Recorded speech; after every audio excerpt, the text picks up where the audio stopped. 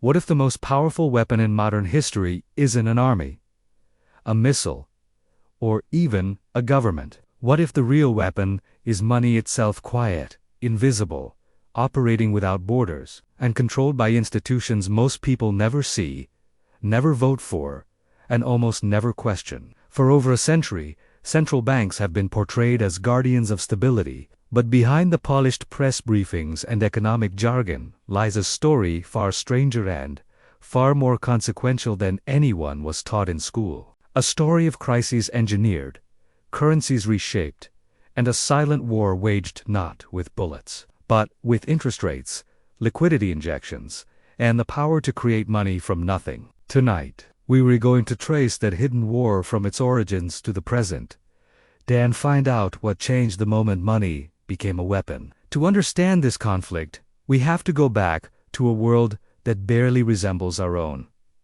A world of gold coins, private banks, and governments constantly scrambling for cash. The early financial system was chaotic, fragile, and often deadly.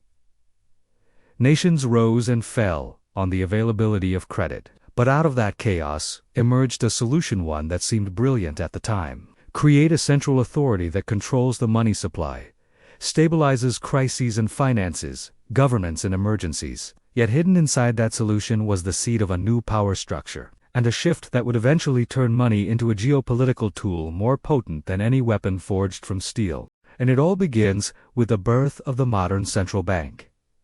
In 1694, England was drowning in war debt. Traditional lenders refused to offer more credit, so a group of private financiers proposed a radical idea.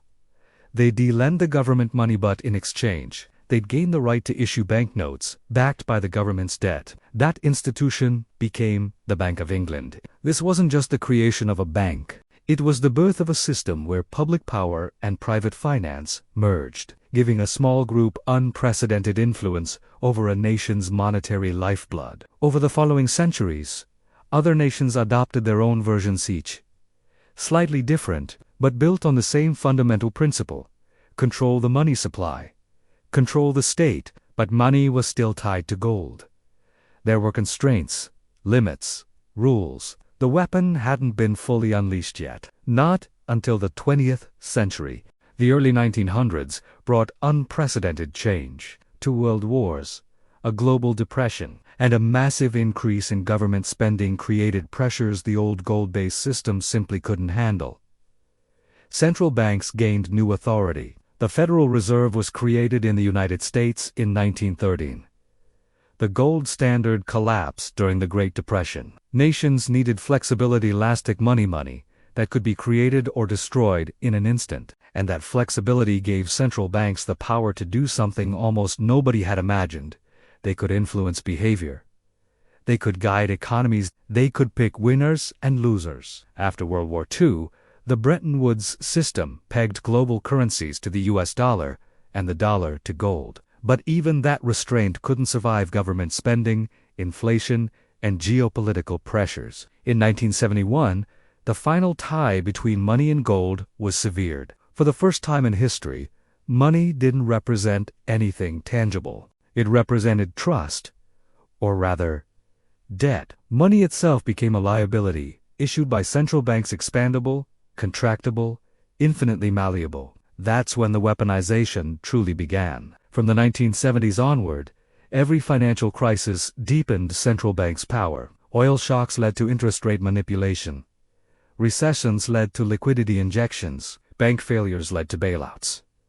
Asset bubbles led to more intervention. Each solution required more tools, more authority, and more influence over global markets. Soon, decisions made in a single boardroom could move billions of dollars across borders and reshape entire industries. Interest rates changed the cost of housing, education, and business.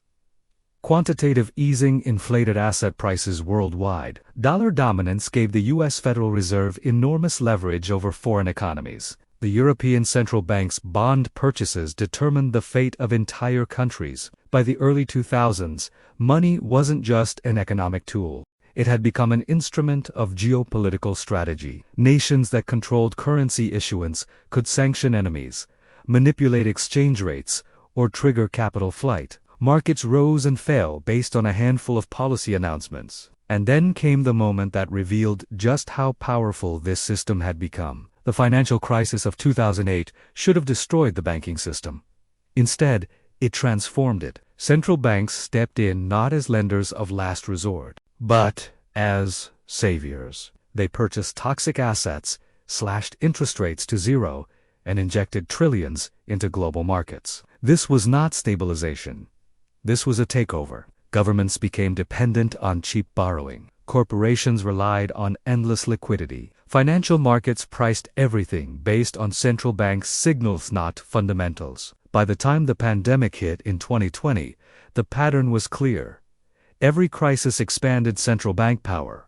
Every expansion increased market dependence. Every dependence made the system more fragile. Money was now a weapon with no off switch. Attempts to reverse this system have repeatedly failed. Raise interest rates? Markets panic. Shrink balance sheets. Liquidity evaporates. Restore gold backing? Politically impossible. Reduce government debt? Voters revolt. The economy has become addicted to intervention. Every major central bank from the Federal Reserve to the EC, the Bank of Japan, and the People's Bank of China has built a world where monetary policy dictates almost everything. Housing affordability, stock market growth, government budgets, currency strength, war financing, international sanctions, trade flows, and wealth inequality. This wasn't designed by a single person or a secret committee. It evolved through crisis after crisis, until the tool meant to stabilize the system became the system itself. Today, the evidence is everywhere. Global debt has surpassed $300 trillion, far above what economies can realistically repay. Central bank balance sheets ballooned from $5 trillion to over $30 trillion in just over a decade. Over 90% of global currencies have lost significant purchasing power since the 1970s. And a single U.S. Federal Reserve announcement routinely moves markets by hundreds of billions of dollars in minutes. This is not a neutral system. This is influence, scaled globally. This is power, exercised economically. This is money, weaponized. And the war is ongoing. So what does this all mean? Let's break it down into 3 clear takeaways. First, money became a tool of control, no longer tied to gold or any objective value. Money now shapes political decisions, market behavior, and international relations in ways that were unimaginable a century ago. Second, crises consolidate central bank power. Every economic meltdown increases reliance on monetary intervention, making central banks the unchallenged gatekeepers of financial stability. They have become the only game in town. And third, the system is too interconnected to reverse. Governments, corporations, and consumers are all locked into a model dependent on continuous money creation. Any serious attempt to unwind it risks a global collapse. We are living in a financial system built on confidence, leverage, and unprecedented centralization. And the more the world depends on this system, the more dangerous it becomes if that confidence ever breaks. Because once money becomes a weapon, it's only a matter of time before someone fires it. If you want to understand the hidden forces shaping your financial future and the history they don't teach you, hit like, subscribe for more deep dives, and share this video with someone who still thinks money is just paper. The real story is only just beginning.